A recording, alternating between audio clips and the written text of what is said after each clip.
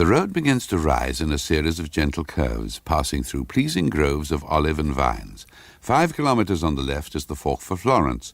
To the right may be seen the Tower of Sacrifice, 470 steps, built in 1535 by Niccolo da Ferramano. Superstitious fear left the tower intact when in 1549 the surrounding village was completely destroyed. Triumphantly, Caroline lifted her finger from the fine italic type. There was nothing to mar the success of this afternoon.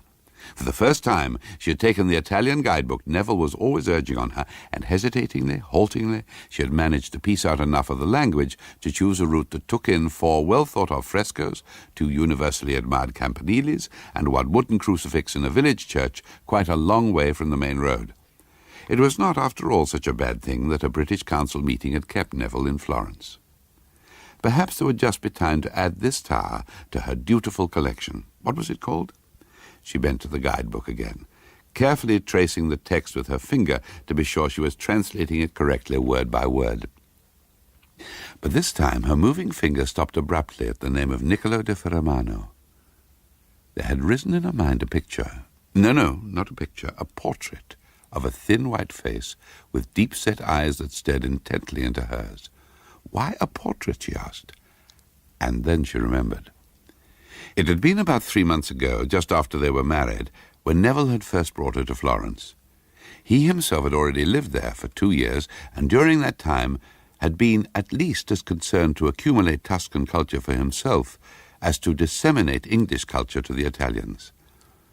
She had been proud to accompany Neville to castles and palaces privately owned to which his work gave him entry, and there to gaze with what she hoped was pleasure on the undiscovered Raphael, the Titian that had hung on the same wall ever since it was painted, the Giotto fresco under which the family that had originally commissioned it still said their prayers. It had been on one of these pilgrimages that she had seen the face of the young man with the black eyes. In a castle at the top of a hill, she had followed Neville dutifully along a gallery lined with 5 centuries of family portraits, listening politely, while in his light, well-bred voice he had told her some intimate anecdotes of history. And, involuntarily, she had let her eyes wander round the room. It was thus that her eye was caught by a face on the other side, and forgetting what was due to politeness, she caught her husband's arm and demanded, "Neville, who's that girl over there?" But he was pleased with her. He said, I'm glad you picked that one out. It's generally thought to be the best thing in the collection. A bronzino, of course." And they went over to have a look at it. The picture was painted in rich pale colours, a green curtain, a blue dress, a young face with calm brown eyes under plaits of honey-gold hair. Caroline read out the name under the picture. Giovanni da Ferramano, 1531 to 1549. That was the year the village was destroyed, she remembered now, sitting in the car by the roadside. But then she had exclaimed, "Neville, she was only 18 when she died." "Oh, they married young in those days," Neville commented, and Caroline said in surprise, "Oh, was she married?" It had been the radiantly virginal character of the face that had caught her inattention. "Yes, she was married," Neville answered, and added, Look at the portrait beside her." And this was when Caroline had seen the pale young man. There were no clear light colours in this picture. There was only the whiteness of the face, the blackness of the eyes, the hair, the clothes, and the glint of gold letters on the pile of books, on which the young man rested his hand.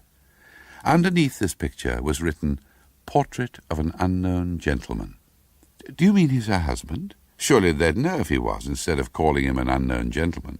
"Oh, he's Niccolo da Ferramano, all right. I've seen another portrait of him somewhere, and it's not a face one would forget. But there's apparently some queer scandal about him, and though they don't turn his picture out, they won't mention his name. Last time I was here, the old Count himself took me through the gallery. I asked him about little Giovanna and her husband. It was horribly clear that I shouldn't have asked. He said either she was lost or she was damned, but which word it was I can never be sure. The portrait of Niccolo he just ignored altogether." "What was wrong with Niccolo, I wonder?" "Oh, I don't know, but I can guess. Do you notice the lettering on those books up there under his hand? It's all in Hebrew or Arabic. Undoubtedly the unmentionable Niccolo dabbled in black magic." Caroline shivered. "I don't like him," she said. "Let's look at Giovanna again." and they'd moved back to the first portrait, and Neville had said casually, "Do you know, she's rather like you."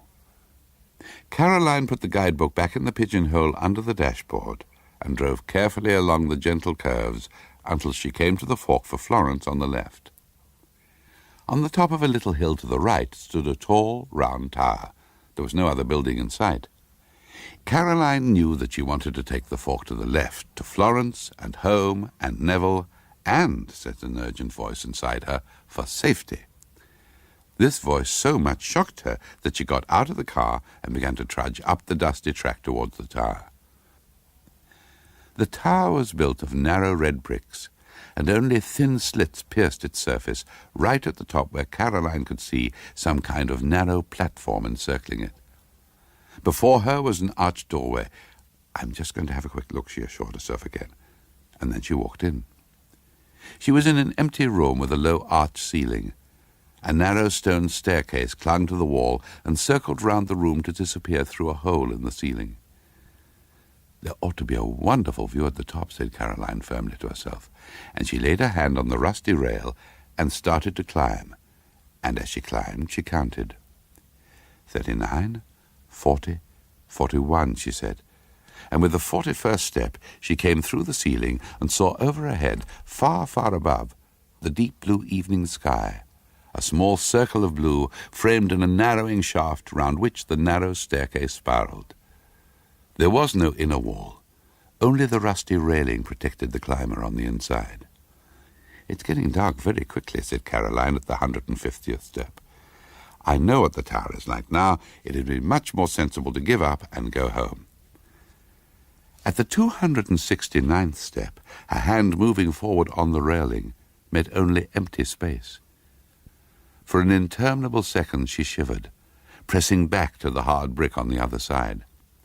Then, hesitatingly, she groped forwards, upwards, and at last her fingers met the rusty rail again, and again she climbed. At the 375th step, the rail, as her moving hand clutched it, crumbled away under her fingers. "I'd better just go by the wall," she told herself, and now her left hand traced the rough brick as she climbed up and up. 422, 423, counted Caroline with part of her brain. "I really ought to go down now," said another part. "I wish, I want to go down now." But she could not.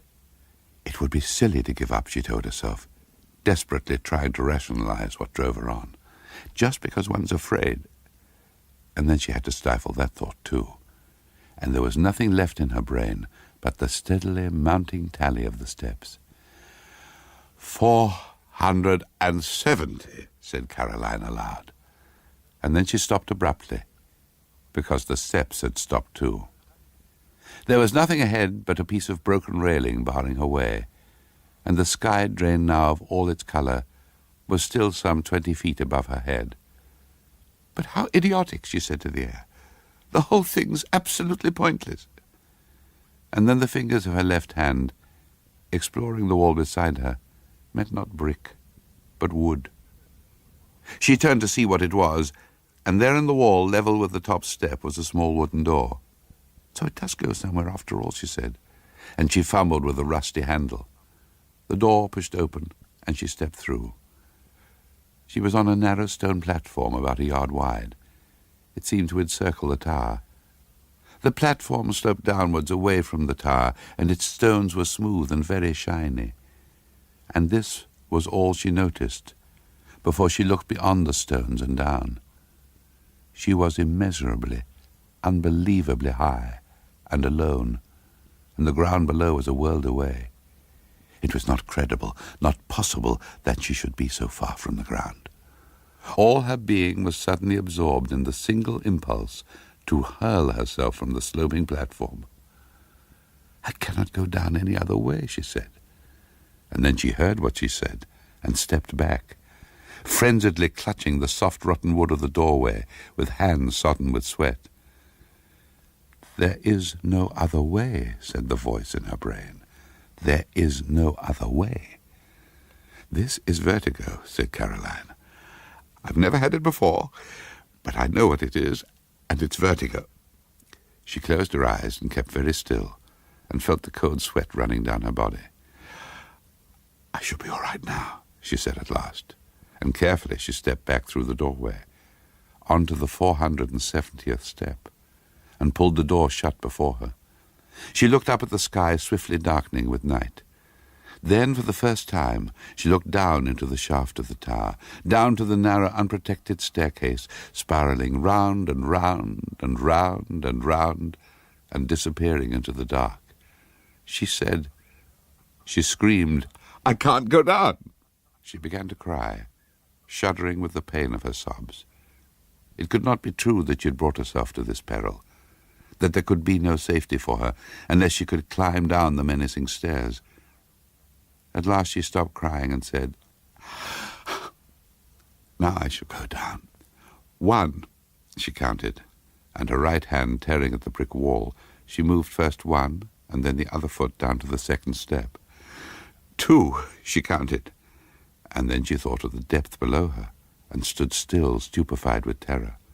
The stone beneath her feet, the brick against her hand were two frail protections for her exposed body. They could not save her from the voice that repeated that it would be easier to fall. Abruptly, she sat down on the step. 2, she counted again, and spreading both her hands tightly against the step on each side of her, she swung her body off the second step, down onto the third. 3, she counted, then 4, then 5, pressing closer and closer into the wall, away from the empty drop on the other side. At the 21st step, she said, "I think I can do it now." She slid her right hand up the rough wall and slowly stood upright. Then with the other hand, she reached for the railing. It was now too dark to see, but it was not there. For timeless time she stood there, knowing nothing but fear. 21, she said. 21, 21. Over and over again, but she could not step onto the 22nd step. Something brushed her face. She knew it was a bat and not a hand that touched her, but still it was horror beyond conceivable horror. And it was this horror, without any sense of moving from dread to safety, that at last impelled her down the stairs. 23, 24, 25, she counted, and around her the air was full of whispering, skin-stretched wings. If one of them should touch her again, she must fall. 26, 27, 28. The skin of her right hand was torn and hot with blood, for she would never lift it from the wall, only press it slowly down and force her rigid legs to move from the knowledge of each step to the peril of the next. So Caroline came down the dark tower. She could not think. She could know nothing but fear. Only her brain remorselessly recorded the tally. 501, it counted. 502, and 3, and 4, and 5. The Tower by Margharita Laski. The last of this week's Ghost Stories, read by Joss Ackland. It was abridged and produced by Richard Dunn.